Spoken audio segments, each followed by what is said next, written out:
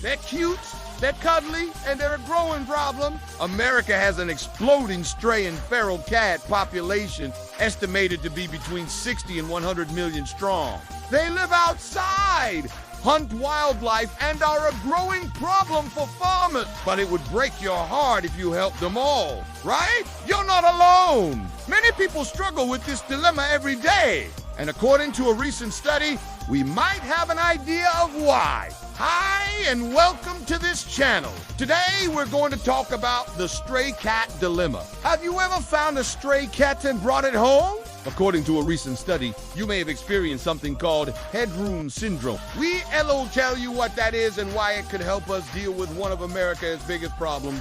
As we mentioned, there are an estimated 60 to 100 million stray and feral cats in the U.S. That's a big range, and it's hard to know exactly how many because they're, well, cats, unlike dogs, they can take care of themselves and often are unseen except by those who live among them or work to help them. While our love of cats is obvious and their cuteness undeniable, having so many of them roaming free comes with some serious problems. Cats kill an estimated 2.4 billion birds each year in the U.S. That's almost double the number of birds people in the U.S. eat.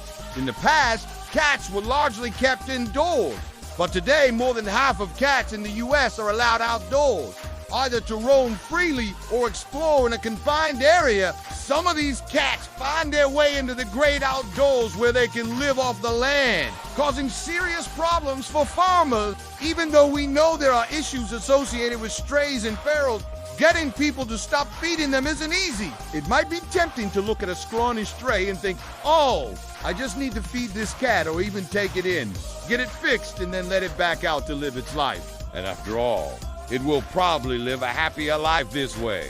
Right? Well, you'd be acting in accordance with what's called the moral imperative. Basically, we feel compelled to help animals, especially cute, cuddly ones like cats. But here's the problem. Each time someone feeds a stray or feral cat, whether on purpose or accidentally, it creates a situation where more cats are born and live longer. So while you might not see a huge difference when you feed a stray once, over time, the effects compound, and researchers believe that this is caused by something called headroom syndrome. In a study published recently in the journal Nature's Scientific Report, researchers set up cameras in two cities, Columbus, Ohio, and Knoxville, Tennessee. They wanted to observe people feeding cats and figure out if people's behavior changed depending on how close the cats were to becoming a traditional pet. What they found was that people were more likely to feed cats that looked like they could be pets.